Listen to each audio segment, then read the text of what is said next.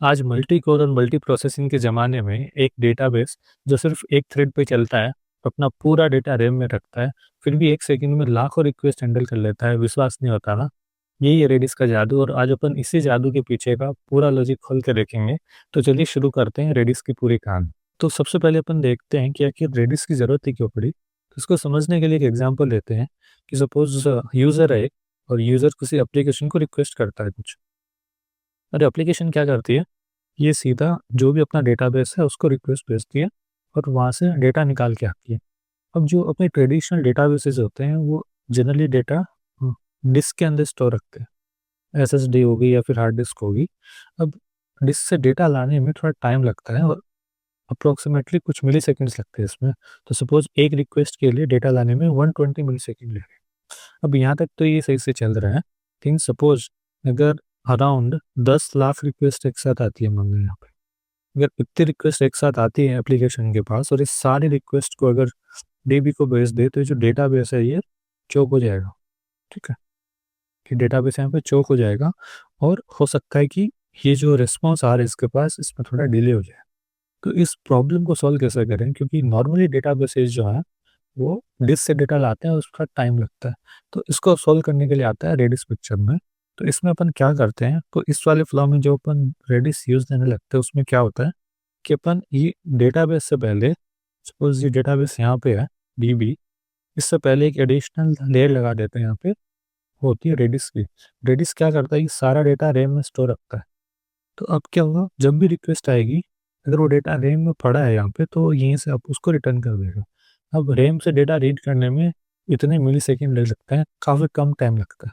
तो अभी क्या होगा कि अगर 10 लाख रिक्वेस्ट एक साथ आती है तो ये रिक्वेस्ट जाएगी रेडिस के पास, और अगर यहाँ पे डेटा नहीं हो तो कुछ रिक्वेस्ट हो सकता है डीबी के पास जाए। लेकिन रेडिस है, उसका थ्रूपुट काफ़ी ज़्यादा होता है, वो इतनी रिक्वेस्ट को हैंडल कर पाता है, इसलिए यहाँ से वो रिस्पॉन्ड कर देता है। तो ये रेडिस का सबसे बेसिक यूज़ केस है कि ये डीबी से पहले एक सुपर फास्ट कैश लेयर की तरह काम करता है। ठीक है, तो अभी अपन देखते हैं कि रेडिस आखिर है क्या। रेडिस को समझने के लिए दो चीज़ें सबसे इंपॉर्टेंट है, एक तो ये कि ये एक इन मेमोरी डेटाबेस है, दूसरा ये सिंगल थ्रेडेड होता है। इन मेमोरी का मतलब क्या है, यहाँ पे इन मेमोरी का मतलब है कि डेटा रैम में स्टोर रहता है। डेटा क्या होता है, आप इसको एक बहुत बड़ी डिक्शनरी मान सकते हो, उसके अंदर की वैल्यू पेयर्स के फॉर्म में डेटा रहता है। ठीक है, अब ये जो वैल्यू है, वैल्यू के अंदर आप डिफरेंट डिफरेंट टाइप के डेटा स्ट्रक्चर डाल सकते हो। आप उसमें स्ट्रिंग डाल सकते हो, आप उसके अंदर लिस्ट डाल सकते हो, सेट, सॉर्टेड सेट, हैश। तो इस टाइप के ये जो डेटा स्ट्रक्चर है ये सारे रेडिस के अंदर सपोर्ट रखते हैं और ये पूरा ये डिक्शनरी है रैम में स्टोर रहता है। दूसरी चीज़ है सिंगल थ्रेडेड। रेडिस में क्या होता है, एक सिंगल थ्रेड होती है जो आपका मेमोरी का डेटा है वो एक सिंगल थ्रेड ही एक्सेस करती है। ठीक है, अगर ये आपकी मेमोरी मान लो यहाँ पे डेटा पड़ा है और इसको रीड और राइट की जो परमिशन है, जो काम है, वो बस एक ही थ्रेड करेगी, एक सिंगल थ्रेड होती है जो ये काम करती है। ठीक है, और रेडिस के अंदर जो डेटा आता है, जो इनपुट आता है वो आता है कमांड्स के फॉर्म में। इनपुट में कमांड्स आती है जैसे सेट एक्स गेट वाई। तो इस वाली थ्रेड में एक बार में एक ही कमांड एग्जीक्यूट होती है। ठीक है, तो वन कमांड एट ए टाइम, क्योंकि एक ही थ्रेड है, सिंगल थ्रेड है, तो एक बार में ये एक ही कमांड एग्जीक्यूट करती है। जब एक कमांड कंप्लीट हो जाती है तभी दूसरे का नंबर आता है, फिर दूसरी होती है। तो होता है कि यहाँ पे क्यू के अंदर कमांड पड़ी रहती है खूब सारी, और एक एक करके जो कमांड सबसे पहले आती है उसको सबसे पहले मौका मिलता है एग्जीक्यूट होने का। ठीक है, इस तरह से बारी बारी से कमांड एग्जीक्यूट होती रहती है। अब इसके अंदर सबसे बड़ा क्वेश्चन आता है कि आखिर रेडिस सिंगल थ्रेडेड क्यों है, क्योंकि आजकल मल्टी कोर मल्टी प्रोसेसिंग के ज़माने में रेडिस ने ये सिंगल थ्रेड की अप्रोच क्यों अपनाई, इसको अपन देखते हैं, इसको समझते हैं। ठीक है, अब इसका नुकसान तो आपको पता लग रहा होगा कि सिंगल थ्रेड का मतलब है कि आप, जैसे आपका सीपीयू है उसके मान लो मल्टी कोर है, तो अगर आपका सिंगल थ्रेड है तो ये बाकी की कोर से, जैसे मान लो ये इसके अंदर 4 कोर है, तो बाकी की कोर से ये आपके काम नहीं आ रही है, एक सिंगल ही काम में आ रही है। ठीक है, बट ये रेडिस में ऐसा क्यों किया वो अपन देखते हैं। तो एक एग्जांपल लेते हैं कि मान लो एक एक वेरिएबल है काउंट और उसकी वैल्यू मान लो 3 अप्रैल है। ठीक है, अब क्या होता है कि मान लो इसके अंदर सिंगल थ्रेड नहीं होती, ऐसा डेटाबेस होता है इसमें मल्टी मल्टी थ्रेड सपोर्टेड है नॉर्मल डेटाबेस की तरह। तो उसके अंदर क्या रहता है कि जनरली डेटाबेस को, ये मान लो डीबी है, ठीक है, मान लो डेटाबेस है और यहाँ पे कोई काउंटर की वैल्यू पड़ी है, उसकी वैल्यू 3 है। अब डिफरेंट डिफरेंट सर्वर्स है जो इसकी वैल्यू को एक्सेस कर पाते हैं। ये सर्वर 1, ये सर्वर 2, ये सर्वर 3, ये इसको एक्सेस करते हैं और इसको इंक्रीमेंट करते हैं काउंटर को। ठीक है, अब मान लो सर्वर 1 और सर्वर 2 ने एक साथ डेटा रीड किया। ठीक है, अब सर्वर 1 ने जब डेटा रीड किया तो इसको वैल्यू 3 मिली, और उसी टाइम पे सर्वर 2 ने डेटा रीड किया, इसको भी इसकी वैल्यू 3 मिली। अब क्या किया, दोनों ने अपना इंक्रीमेंट कर दिया है कि इसने भी 4 कर दिया, इसने भी 4 कर दिया, अब इन्होंने राइट कर दी।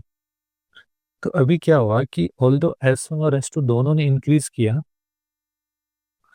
किया काउंटर को 1 से, लेकिन फिर भी काउंटर की फाइनल वैल्यू 4 रही, बल्कि एक्चुअली इसकी वैल्यू होनी चाहिए थी 3 + 1 + 1 5, बट अभी आ रही है 4।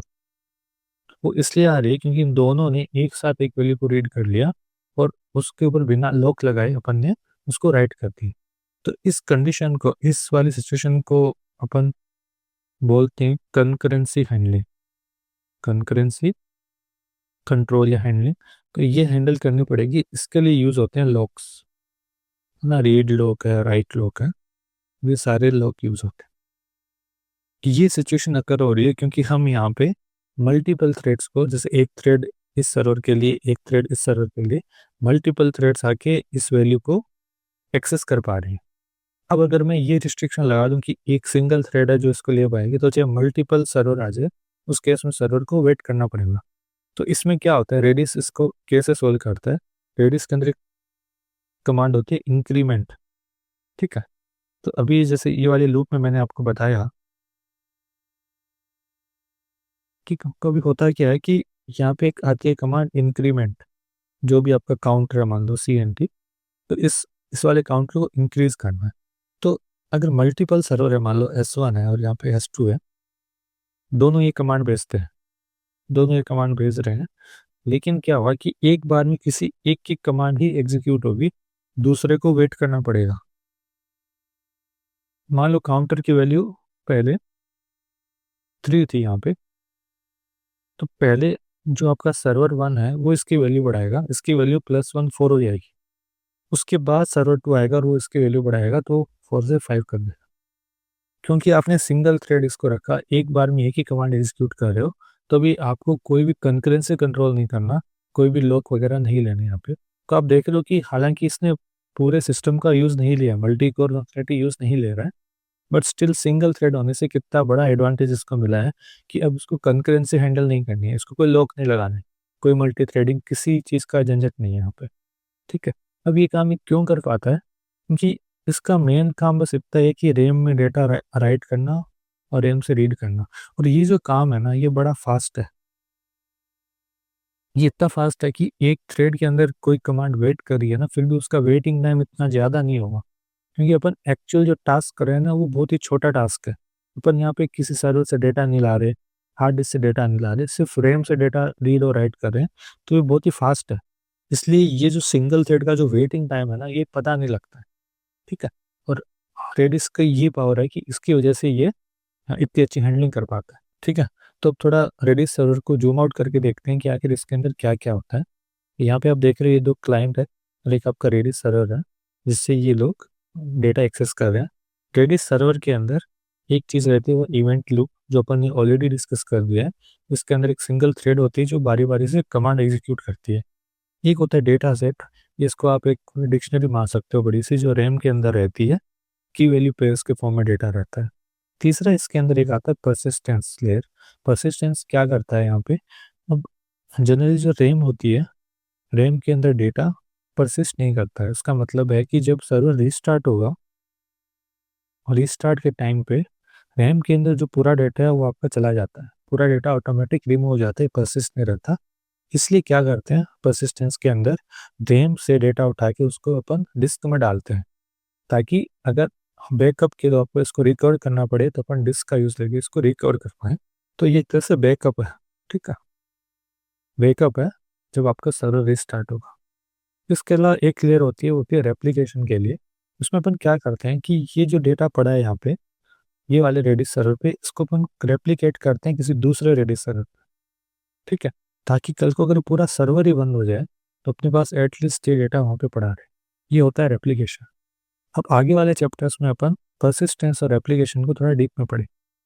रैम बहुत फास्ट होती है, लेकिन प्रॉब्लम ये है कि जब भी सर्वर रिस्टार्ट होता है, तो पूरी रैम खाली हो जाती है और उसके अंदर का पूरा डेटा गायब हो जाता है। तो इस डेटा को बचाने के लिए रेडिस क्या करता है कि रैम से डेटा उठा के उसको डिस्क में डालता है। तो इसके लिए 2 टाइप की अप्रोच काम में आती है। पहली अप्रोच है आरडीबी स्नैपशॉट, दूसरी है एओएफ या अपेंड लॉक्स। आरडीबी स्नैपशॉट में क्या होता है कि अपन पीरियोडिकली जो डेटा पड़ा है अपने पास रैम में, उसकी फ़ोटो लेते हैं, उसका स्नैपशॉट लेते हैं थोड़े टाइम इंटरवल से, और उससे एक फ़ाइल बनाते हैं dump.rdb, जिसको अपन डाल देते हैं डिस्क में, ठीक है? अब जब भी आपका सर्वर रिस्टार्ट होगा, तो रैम खाली हो जाएगी, तब ये वाली फ़ाइल को रेफ़र करके अपन ये डेटा रैम में वापस डाल देते हैं, ठीक है? एज़ अ बैकअप, ठीक है? एक तो ये तरीका है। दूसरा तरीका है अपेंड लॉग वाला। अपेंड लॉग में क्या करते हैं, जैसे ही रैम में कोई एंट्री होती है, जैसे ही ये सेट कमांड एग्ज़ीक्यूट होती है, तब अपन क्या करते हैं, एक डायरी, एक लॉग बना के रखते हैं। आप इसको डायरी मान सकते हो। उसके अंदर अपन डाल देते हैं कि ये एक एंट्री ऐड हुई है इसके अंदर, ठीक है? तो इस तरह से एक अपने पास एक लॉग फाइल बन जाती है बड़ी-सी, और जब आपका सर्वर रिस्टार्ट होता है, तो अपन ये पर्टिकुलर लॉग फाइल को रेफ़र करके अपन पूरा डेटा रैम में रिकवर कर सकते हैं, ठीक है? तो इन दोनों अप्रोच से डेटा रिकवर होता है, लेकिन दोनों में डिफ़रेंस क्या है?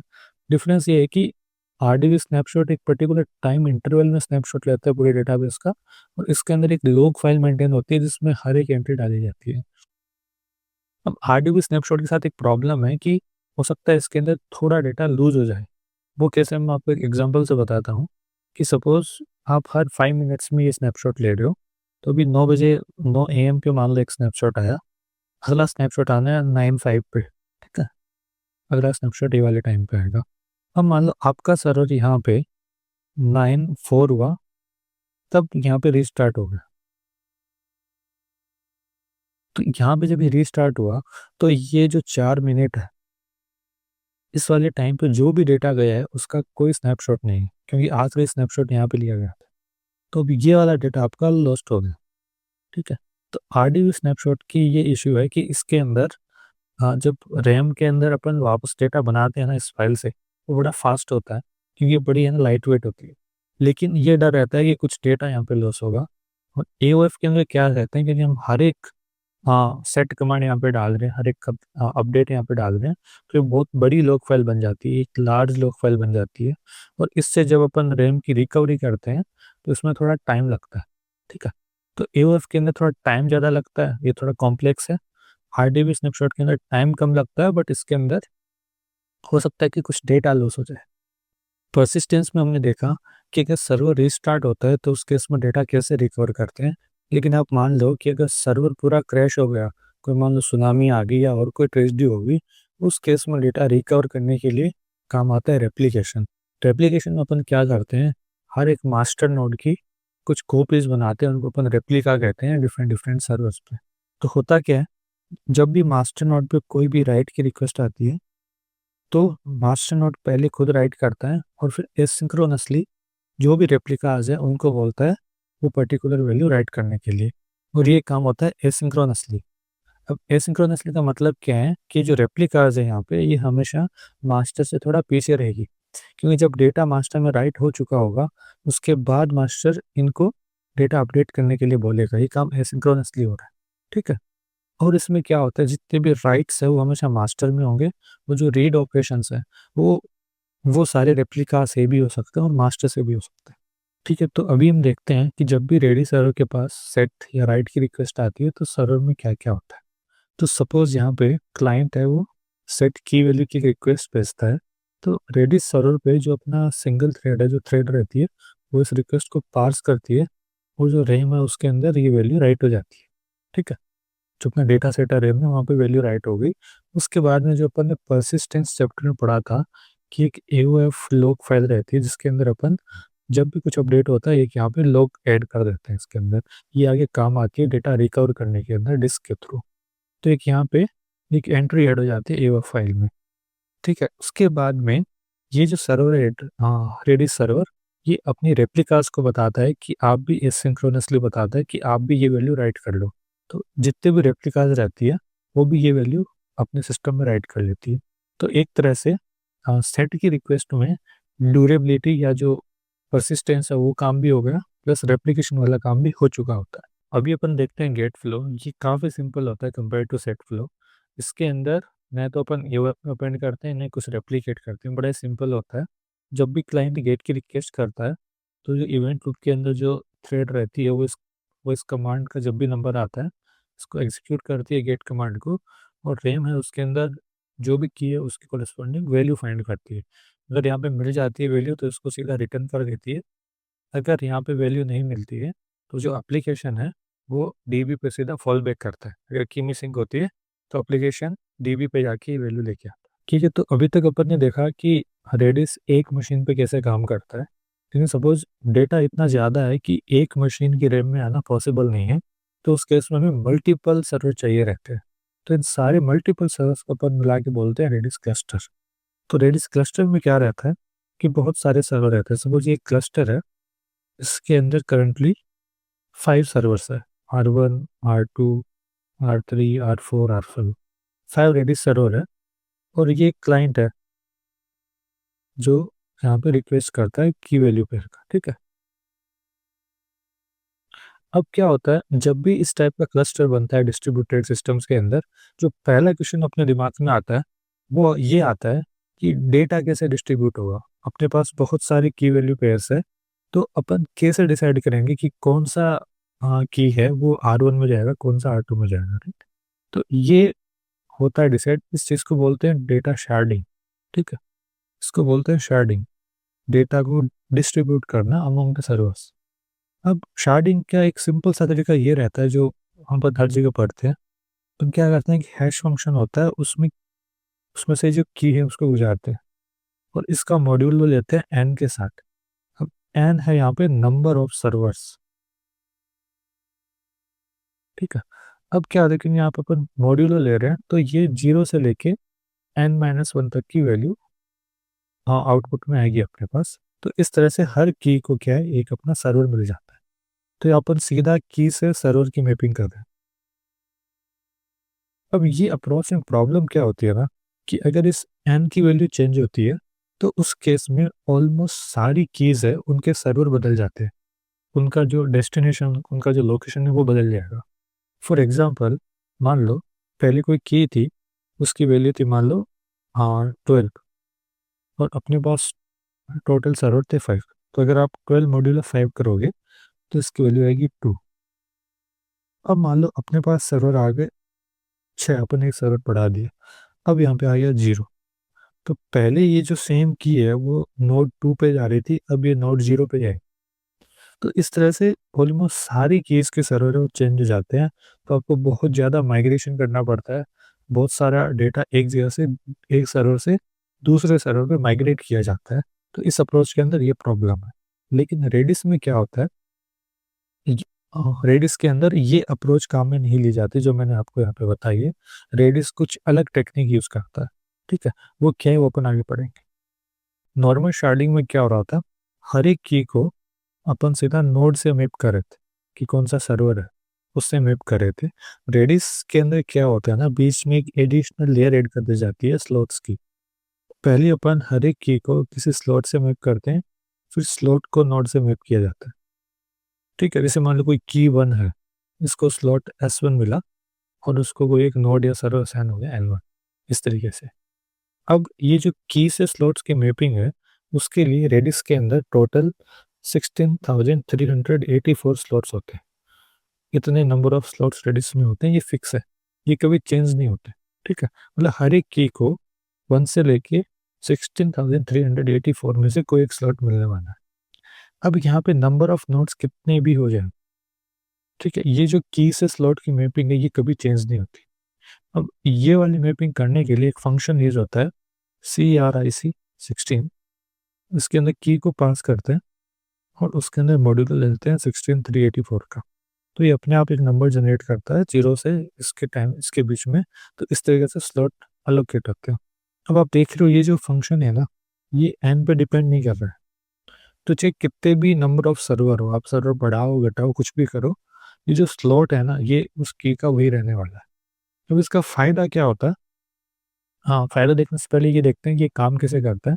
जब एक स्लॉट यहाँ पे मिल जाता है किसी की को, तो इस तरह से अपने पास बहुत सारे स्लॉट आ गए, तो फिर इन स्लॉट्स को नोड के अंदर डिस्ट्रीब्यूट कर दिया जाता है, ठीक है? जैसे मान लो आपके पास 5 नोड है और टोटल 16,384 है, तो आप ये कर सकते हो कि 0 से लेके 4,000 पहले नोड पे कर दिए, 4 से 8 दूसरे पे कर दिए। इस तरह से आप 5 नोड्स में डिवाइड कर सकते हो। तो आप तो स्लॉट को डिवाइड करते हो नोड के अंदर, ठीक है? अब ये प्रॉब्लम कैसे सॉल्व करते हैं वो देखते हैं। मान लो पहले क्या हो रहा था, पीछे वाले एग्जांपल में अपन ने देखा टोटल 5 सर्वर थे। तो एक बार 16,384 की जगह मैं 100 ही मानता हूँ स्लॉट्स, ठीक है? कि मान लो रेडिस के अंदर 100 ही स्लॉट्स है, ताकि कैलकुलेशन ईज़ी रहे। तो पहले अपने पास 5 सर्वर थे, तो अगर मैं उनको डिवाइड करूँ स्लॉट्स को, तो 0 से लेके 20 तक मान लो कितने स्लॉट्स हैं उनको मैंने R1 में डाला। ये स्लॉट्स है, ये आपका नोड या सर्वर। और फिर 21 से लेके 40 तक आ जाएंगे R2 में, 41 से लेके 60 आ जाएंगे R3 में, 61 से लेके 80 आ जाएंगे R4 में, और 81 से लेके 100 आ जाएंगे R5 में। ये अपने पास थी पहले, और यहाँ पे मान लो कीज़ है, खूब सारी कीज़ है। तो अब इन कीज़ की आपको पहले स्लॉट निकालो, क्योंकि स्लॉट की मैपिंग अपने पास है, तो हमें पता लग जाएगा कि कौन सी की कहाँ पे जा रही है। अब मान लो एक नया नोड ऐड होता है R6, ठीक है? 5 से अब 6 सर्वर हो गए। अब अपन क्या करेंगे इस केस में कि पूरा डेटा बिना हिलाए अपन क्या कर सकते हैं, 91 से लेके जो 90 तक है सपोज़ यहाँ पे, वो R5 पे रखते हैं। 91 से लेके 100 तक है, वो अपन R6 पे डाल देते हैं। इससे अब क्या होगा कि जो कीज़ कि इससे अभी क्या होगा कि जिन कीज़ के लिए स्लॉट मान लो यहाँ से लेके यहाँ तक आ रहे थे ना, यहाँ तक, उनके लिए तो कोई चेंज हुआ ही नहीं, क्योंकि उनके जो स्लॉट्स थे वो अपनी जगह पड़े हैं। बस ये जो स्लॉट था ना, कि जो कीज़ का स्लॉट 81 से, जिन कीज़ का स्लॉट 91 से 100 था, ठीक है, जिनका स्लॉट ये था, वो अभी R5 से R6 में मूव होगी। तो आपको बस इतने स्लॉट वाली, ये स्लॉट वाली कीज़ ही मूव करनी है, आपको बाकी स्लॉट को टच भी नहीं करना। तो ये एक तरह से कंसिस्टेंट हैशिंग की तरह ही है, बट बिल्कुल वैसे नहीं है। आई होप कि आपको ये आया होगा समझ में। मैं आपको दोबारा एक बार बता देता हूँ कि अगर मैंने एक और सर्वर बढ़ाया, तो मैंने ये वाली जो स्लॉट्स है ना, उनको ये सर्वर को असाइन कर दिया। अब जो कीज़ पहले मतलब वो सारी कीज़ का जिनका स्लॉट ये आ रहा था, वो पहले R5 पे पड़ी थी, अब उनको R6 पे लाना है। तो बस इतना ही माइग्रेशन का काम करना पड़ेगा, बाकी ये सारे एज इट इज़ पड़े रहेंगे, इनमें कोई चेंज नहीं होगा। ठीक है, अब अपने काफ़ी इंपॉर्टेंट कंसेप्ट डिस्कस करते हैं। जितने भी डिस्ट्रीब्यूटेड डेटाबेसेस हैं जहाँ पे मल्टीपल सर्वर्स काम आते हैं, उनके अंदर 2 टाइप के डेटा रहते हैं। पहला डेटा वो है जो एक्चुअल डेटा है, जिसके लिए वो डेटाबेस बना हुआ है, जो रिकॉर्ड्स है, या फिर आप बोल सकते हो इसको एक्चुअल डेटा। रेडिस के केस में ये जो एक्चुअल डेटा है वो क्या है, की वैल्यू पेयर्स है, जो अपन रैम में स्टोर कर रहे हैं, ठीक है? ये एक्चुअल डेटा है जिसके लिए रेडिस को बनाया गया है। दूसरा डेटा रहता है, वो होता है जो क्लस्टर है उसके स्टेट को स्टोर रखने के लिए, तो उसको अपन बोलते हैं क्लस्टर स्टेट, या इसको आप बोल सकते हो मेटा डेटा। ये जो मेटा डेटा है, इसके अंदर क्लस्टर की जो करंट स्टेट है कि कौन सा नोड है, उसके पास कौन सा स्लॉट असाइंड है, कौन सा मास्टर है, कौन सा रेप्लिका है, कौन से सर्वर्स अवेलेबल है, जो भी क्लस्टर से रिलेटेड जो इन्फॉर्मेशन है वो सारी इस मेटा डेटा में रहती है, ठीक है? अब ये 2 टाइप के मेटा डेटा रहता है। अब रेडिस में क्या रहता है ना, कि जैसे मान लो ये क्लस्टर है, यहाँ पे ये मैंने 4 सर्वर बनाए, R1, R2, R3 और R4। अब ये जो मैं मेटा डेटा की बात कर रहा हूँ ना, ये मेटा डेटा यहाँ पे सबके पास रहता है, ये सबके पास रहता है, ठीक है? और आप अगर नया सर्वर ऐड करना चाहो या कुछ भी ये वाले कॉन्फ़िगरेशन में चेंज करने चाहो, तो आप इनमें से किसी भी सर्वर से कॉन्टैक्ट कर सकते हैं। मतलब जो अपना एडमिन है मान लो, उसको एक नया सर्वर ऐड करना है, मान लो एक R5 ऐड करना है, तो ये ऐड करने के लिए जो R5 है वो इनमें से किसी से भी बात कर सकता है, चाहे R1 R2 R3 या फिर कोई भी हो। मतलब इनमें से कोई भी एक ना कंट्रोलर नहीं है, ये कोई भी कंट्रोलर कोऑर्डिनेटर वाला कंसेप्ट यहाँ पे नहीं है। सारे कंट्रोलर है, सारे कोऑर्डिनेटर है, आप किसी को भी बोल सकते हो क्योंकि सबके पास ये वाला मेटा डेटा रहता है। ठीक है, तो इसके अंदर कोई मास्टर कोई कोऑर्डिनेटर नहीं रहा अगर आप इस डेटा की बात करते हो, क्लस्टर मेटा डेटा कॉन्फ़िगरेशन की। लेकिन ये जो मेटा था, सॉरी, ये जो डेटा था अपना रिकॉर्ड्स एक्चुअल डेटा, इसके अंदर जरूर ऐसा होता है कि कोई एक नोड मास्टर होगा और कोई बाकी दूसरा वो रेप्लिका होगा। ठीक है, तो ये बड़ा इंपॉर्टेंट है। रेडिस के अंदर ये जो स्ट्रेटेजी यहाँ पे फॉलो की जा रही है, दोनों टाइप के डेटास के लिए डिफरेंट है। अगर आप इसको कंपेयर करो किसी दूसरे डेटाबेस के साथ, जैसे मान लो कैसेंड्रा है, तो कैसेंड्रा में क्या रहता है कि दोनों ही केस में, दोनों टाइप के मेटाडेटा के लिए कोई भी कोऑर्डिनेटर कोई मास्टर नहीं होता, दोनों बिल्कुल पीयर टू पीयर चलते हैं। जो एक्चुअल डेटा रहता है उसके केस में भी कोई मास्टर को रेप्लिका नहीं होता, डेटा किसी के पास भी जा सकता है। लेकिन यहाँ पे रेडिस में एक्चुअल डेटा के लिए मास्टर स्लेव का कंसेप्ट है, लेकिन जो आपका कॉन्फ़िगरेशन है उसके लिए कोई मास्टर स्लेव नहीं है, सारे कंट्रोलर, सारे नोड कंट्रोलर है। ठीक है, अब ये जो इंफॉर्मेशन है ना मेटा डेटा, ये एक दूसरे के तो पास कैसे होती है, तो उसके लिए क्या करते हैं ये सारे जितने भी नोड रहते हैं क्लस्टर में, जैसे ये है R1 R2 R3 R4, इस वाले केस में ये अपने आप को कुछ मैसेज भेजते रहते हैं। ठीक है, इस चीज को कहते हैं गॉसिप, गॉसिप प्रोटोकॉल। ठीक है, तो जो भी ये वाले क्लस्टर की स्टेट है, मतलब ये जो मेटा डेटा है ये स्टेट है, तो जब भी इनमें से किसी एक नोड को लगता है कि कोई एक दूसरा नोड काम करना बंद हुआ है या फिर एक नया नोड ऐड हुआ है, तो जैसे मान लो किसी एक को पता लगा तो ये सबको बता देता है, जिसको अपन बोलते हैं गॉसिप प्रोटोकॉल। और गॉसिप प्रोटोकॉल के थ्रू ही क्या रहता है, ये पूरे क्लस्टर की स्टेट मेंटेन रहती है, मतलब ये सारे नोड्स है ना वो सिंक में रहते हैं, सबके पास सेम डेटा रहता है एक कुछ टाइम के बाद में। तो एक तरह से यहाँ पे इवेंचुअल कंसिस्टेंसी अगर आप मेटा डेटा की बात करें तो। ठीक है, अब अपन आगे इसको डिटेल में देखते हैं कि एक नया नोड ऐड करते हैं तो क्या होता है, नोड रिमूव करते हैं तो क्या होता है। तो इस वाले डायग्राम में अपन देखते हैं कि जब एक नया नोड ऐड होता है क्लस्टर में तब क्या होता है। तो सपोज यहाँ पे A B C D 4 node पहले से एग्जिस्ट कर रहे थे, अब एक नया नोड ई आता है जो यहाँ पे क्लस्टर में ऐड होना चाहता है। तब क्या होगा, नोड ई क्या करता है, क्लस्टर मिट का मैसेज भेजता है किसी भी एक नोड को। जैसे मैंने अभी आपको बताया था, यहाँ कोई भी कंट्रोलर ऐसा कुछ कंसेप्ट नहीं होता है, सबके पास मेटा डेटा रहता है। तो सपोज इसने नोड ए को भेजा क्लस्टर मिट का, अब ए क्या करेगा, इस मैसेज को आगे जो भी एक, हाँ, जो भी मैंने अभी आपको बताया था गॉसिप प्रोटोकॉल के थ्रू ये इन्फॉर्मेशन आगे प्रोपोगेट करेगा, बी और आगे करेगा। तो जैसे आपस में मैसेज ये एक्सचेंज करते रहेंगे और एक पर्टिकुलर टाइम के बाद इस पूरे क्लस्टर में जितने भी नोड्स है सबको पता लग जाएगा कि अभी एक नया नोड ई आ गया। अब ये पता लगने का मतलब क्या, नया नोड ई आ गया, इसका मतलब जो मेटा डेटा है अपने पास, उस मेटा डेटा के अंदर ये इन्फॉर्मेशन सब लोग डाल देंगे कि नया नोड ई है वो एंटर हो गया। ठीक है, तो अभी अपन देखते हैं कि आखिर स्लॉट माइग्रेट कैसे होता है।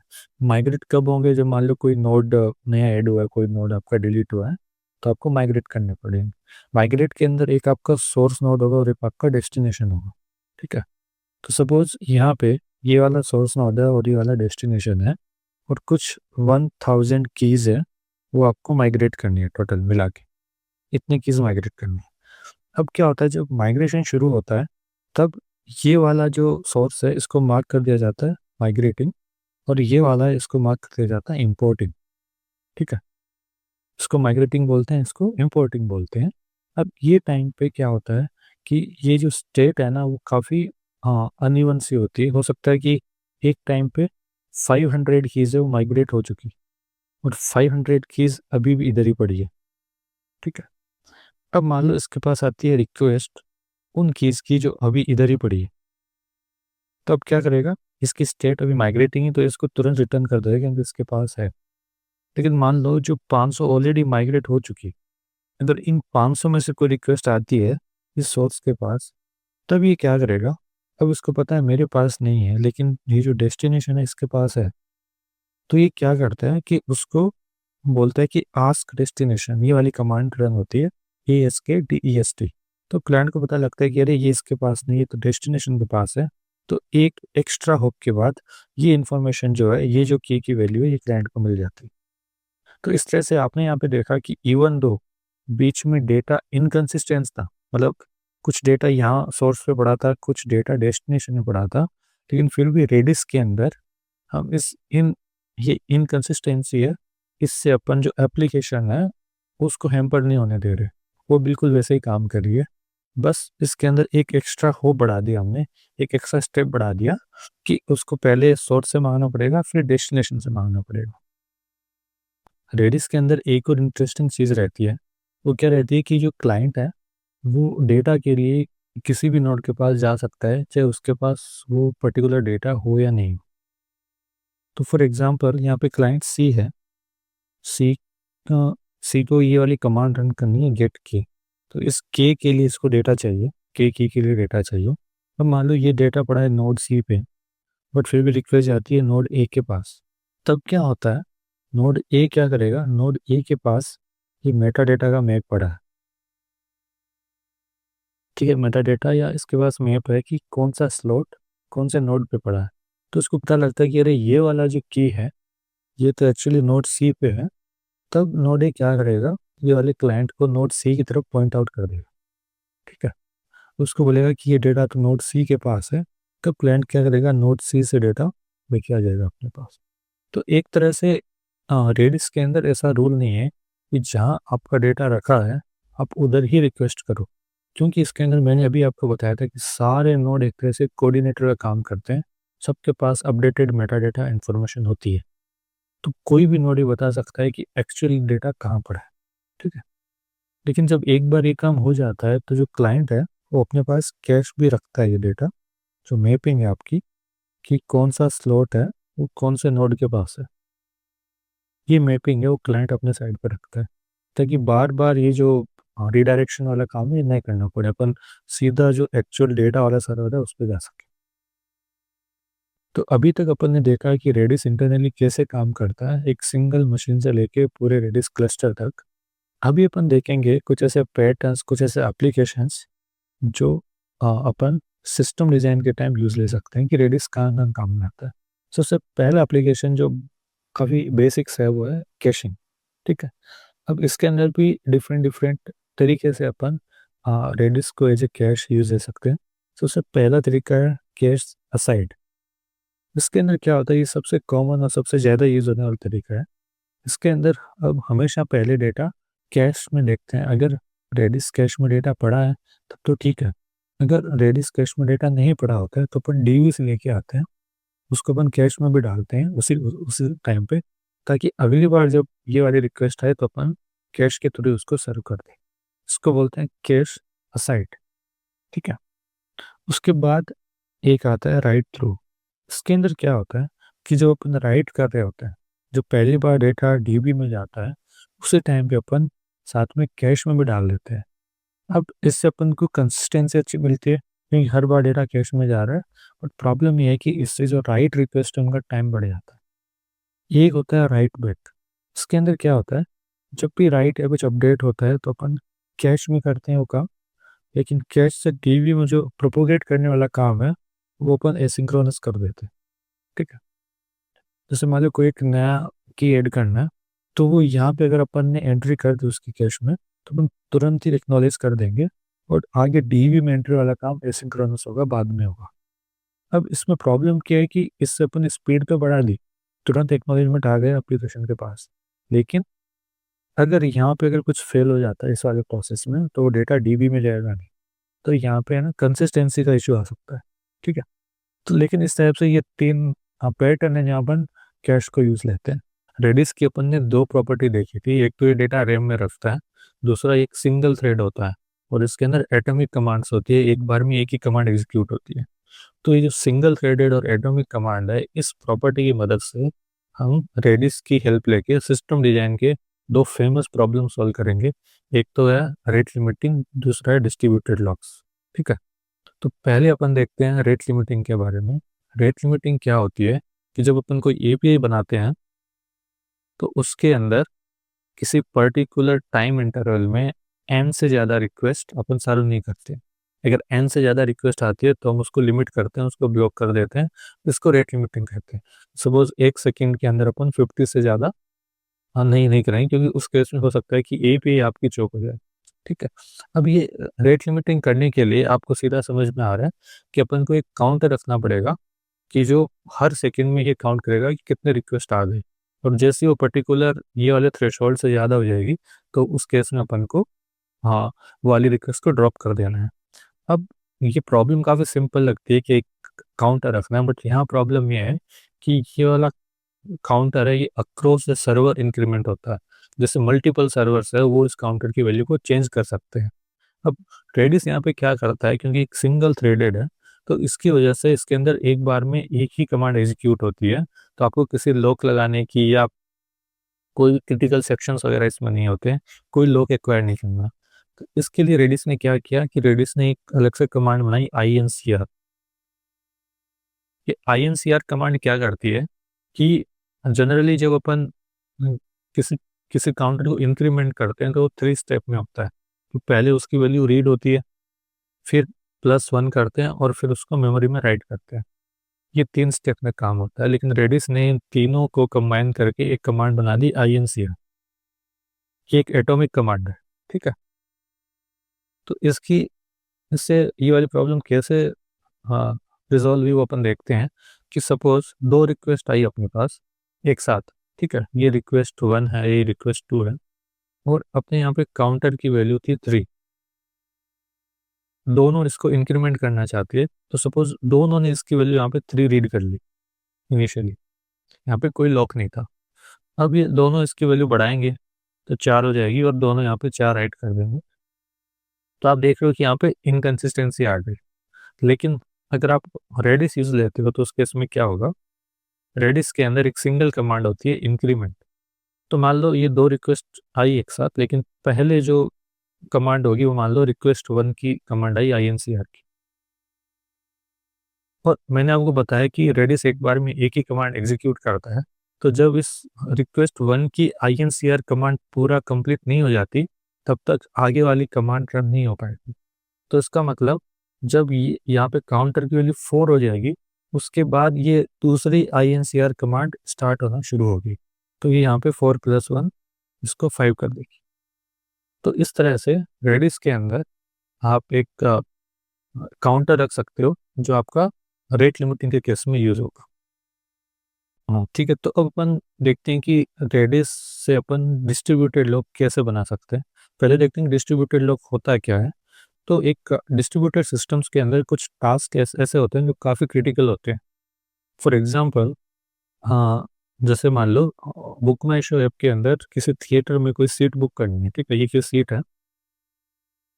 अब ये सीट बुक करने के लिए 2 क्लाइंट है अपने पास, क्लाइंट ए और क्लाइंट बी, या यूज़र ए और यूज़र बी। दोनों क्लाइंट ये सीट बुक करना चाहते हैं, लेकिन ये एक ऐसी चीज़ है ना कि आप दोनों को नहीं दे सकते, ये किसी एक को ही मिल सकती है। तो इसको अपन बोलते हैं क्रिटिकल टास्क, कि ये जो बुकिंग है ये एक आपका क्रिटिकल टास्क हो। अब ये क्रिटिकल टास्क एग्जीक्यूट करने के लिए आप चाहते हो कि कोई एक ही कर पाए, एक से ज़्यादा नहीं कर पाए। ठीक है। तो इस वाले काम को करने के लिए काम में आते हैं डिस्ट्रीब्यूटेड लॉक्स। अब ये डिस्ट्रीब्यूटेड लॉक्स क्या होते हैं, अगर अपन एक ही सर्वर को देखें, एक ही सिस्टम में देखें, तो आपने वहाँ पे देखा होगा कि मल्टी थ्रेडिंग के अंदर अपन म्यूटेक्स सेमाफोर वो सब लॉक लगाते हैं जो अक्रॉस द थ्रेड काम करते हैं। वैसे ही अगर आपको अक्रॉस द सर्वर लॉक लगाना है तो उस लॉक्स को बोलते हैं डिस्ट्रीब्यूटेड लॉक्स। अब रेडिस आपकी हेल्प करता है एक डिस्ट्रीब्यूटेड लॉक बनाने में जो आप यूज़ ले सकते हो। तो रेडिस के अंदर एक यहाँ पे कमांड होती है NX, उसको बोलते हैं NX। अगर आप सेट के साथ NX यूज़ लेते हो तो ये क्या करता है कि जैसे मान लो ये सेट है हाँ लॉक ऑर्डर 55 टोकन है, तो ये इस की वैल्यू तभी सेट करेगा जब ये की एग्जिस्ट नहीं करेगी। ठीक है। अगर ये एग्जिस्ट करती है तभी इसकी वैल्यू सेट नहीं करेगा और एक कमांड आपको नील रिटर्न करेगी। ठीक है। तो NX का मतलब है नॉट एग्जिस्ट। ये वैल्यू तभी सेट करो जब ये एग्जिस्ट ना करे। तो सेम केस लेते हैं कि सपोज 2 क्लाइंट आए, दोनों को एक सीट बुक करनी है और आपने उसके लिए ये वाला लॉक बनाया है। तो अगर एक ने वैल्यू सेट कर दी इसकी और ये वाली एक्सपायरी होती है, तो अगर उसके बाद दूसरा आके ये कमांड एग्जीक्यूट करता है सेम, तो इसको यहाँ पे NILL नील रिटर्न होगा, क्योंकि इसकी वैल्यू ऑलरेडी सेट है। अब ये वाला जो ए है, जब इसको रिलीज करेगा यहाँ पे, जब तक रिलीज नहीं करेगा तब तक क्लाइंट बी आके ये लॉक ले नहीं सकता है। ठीक है, तो इस तरह से आप, हाँ, कंकरेंसी हैंडल कर रहे हो, एक तरह से एक डिस्ट्रीब्यूटेड लॉक बना पा रहे हो रेडिस की मदद से। हालांकि मतलब इसके अंदर आगे और भी सारी चीज़ें हैं जो अपन डिस्कस कर सकते हैं, लेकिन ये वीडियो काफ़ी बड़ी हो जाएगी। तो एक तरह से अपन ने रेडिस की जो सिंगल थ्रेड और एटॉमिक कमांड प्रॉपर्टी है उसकी मदद से, हाँ, दो प्रॉब्लम सॉल्व करी। एक तो है डिस्ट्रीब्यूटेड लॉक, दूसरा है रेट लिमिट। आज के इस वीडियो में इतना ही। अगर आपको ये वीडियोस वैल्यूबल लगते हैं तो प्लीज़ लाइक द वीडियो। इस टाइप की और वीडियोस देखने के लिए सब्सक्राइब द चैनल। इससे होगा कुछ नहीं, मुझे और मोटिवेशन मिलेगा इस टाइप की और वीडियोस बनाने का। Thank you for watching. मिलते हैं नेक्स्ट वीडियो में।